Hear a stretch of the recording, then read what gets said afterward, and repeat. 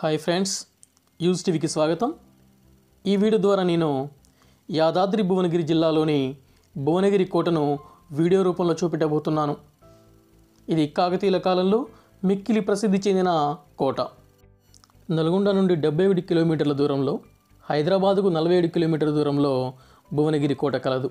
వీళ్ళతో కలిసి నేను ఇప్పటికీ 2 పర్యాయాలు ఈ భువనగిరి కోటను సందర్శించడం జరిగింది. ప్రత్యేకించి ఈ వీడియో ద్వారా కోట నిర్మాణాన్ని, కోట శిఖరాగ్రం ఉన్నటువంటి రాజప్రసాదాన్ని, అంతఃపురాన్ని, ధాన్యాగారాన్ని, సైనిక గారాన్ని ఈ యొక్క వీడియోలో నేను చూపించబోతున్నాను.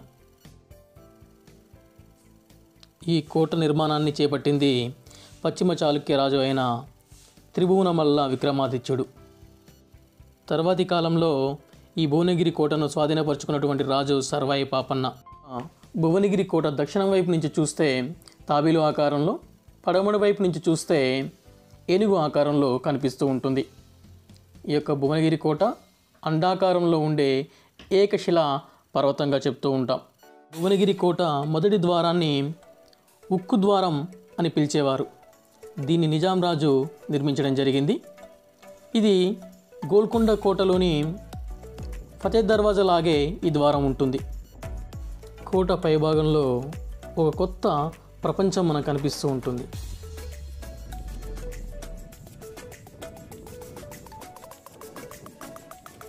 కోట సందర్శనార్థం హైదరాబాద్ పట్టణం నుంచి యువకులు రాక్ క్లైంబింగ్ కోసం ఇక్కడికి వస్తూ ఉంటారు. ప్రస్తుతం నేను కోట మధ్య భాగంలో ఉన్నాను. ఇప్పుడు శిఖరాగ్రానికి చేరుకోబోతున్నాను.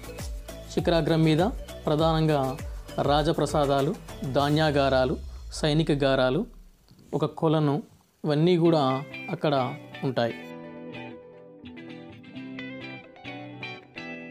ఈ కోటను అధిరోహించేటప్పుడు ఖచ్చితంగా మీ వెంట వాటర్ బాటిల్ తీసుకొని వెళ్ళండి.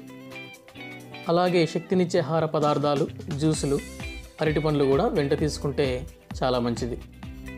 కోట సుమారు 900 అడుగుల ఎత్తులో ఉంటుంది.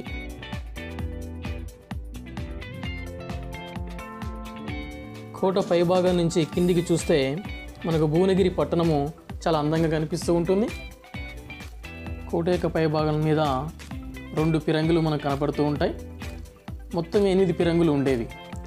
అందులో కొన్ని కోట పైభాగం నుంచి కింది వైపు ఉన్నటువంటి లోయలోకి పడ్డాయని కూడా చెప్తూ ఉంటారు.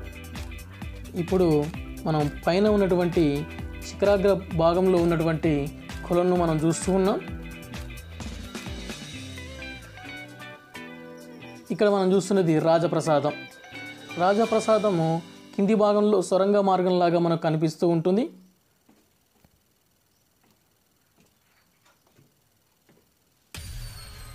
ఇక్కడ ఉన్నటువంటి ఈ ప్రదేశము గుర్రాల కొట్టంగా చెబుతూ ఉండేవారు.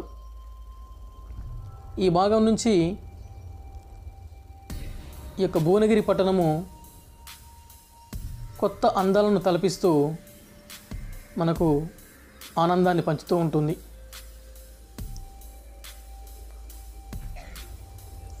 అనేక సొరంగ మార్గాలు ఎక్కడికి తీసుకెళ్తాయో కూడా మనకు తెలియదు. ఇస్లాం సంస్కృతి నిర్మాణ శైలిలో ఈ భువనగిరి కోట మనకు అందంగా కనిపిస్తూ ఉంటుంది.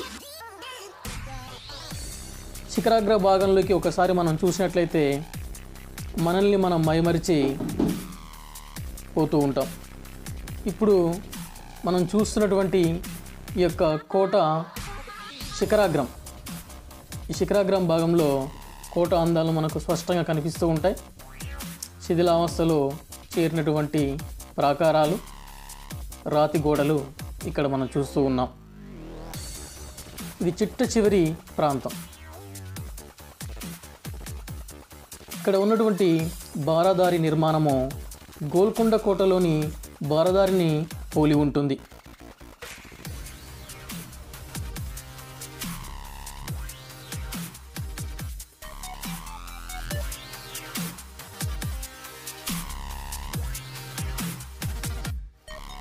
వీకెండ్లో ఖచ్చితంగా ఈ భువనగిరి కోటను సందర్శించండి.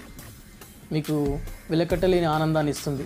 మనము పైకి ఎక్కేటప్పుడు ఎంత కష్టపడతామో, ఎక్కడానికి ఎంత ఆయాసపడతామో, ఒక్కసారి ఈ కోట పైభాగానికి చేరుకోగానే మీ యొక్క ఆనందానికి అవధులు లేవు. మీరు ఎంతో ఆనందంతో ఉంటారు. కోట అందాలను చూస్తూ గాల్లో తేలిపోతారు. ఆసక్తి ఉన్న యువతి యువకులు హైదరాబాద్ నగరం నుంచి ఇక్కడికి విచ్చేసి రాక్ క్లైంబింగ్ చేస్తూ ఉంటారు. ఆసక్తి గల యువతి యువకులు ఇక్కడికి రాక్ క్లైంబింగ్ కోసం వస్తూ ఉంటారు. ఈ భువనగిరి పట్టణంలో చదువుకునే గురుకుల పాఠశాల విద్యార్థులకు మరియు హైదరాబాద్ నగరం నుంచి వచ్చే ఆసక్తి గల విద్యార్థులకు కోచ్గా ఉండేది శేఖర్ బాబు గారు. అతి చిన్న వయసులో ఎవరెస్ట్ను అధిరోహించిన పూర్ణ మలావత్ విద్యార్థిని ఈ భువనగిరి కోట మీదనే శిక్షణ తీసుకుంది అని మనం గర్వంగా చెప్పుకోవచ్చు.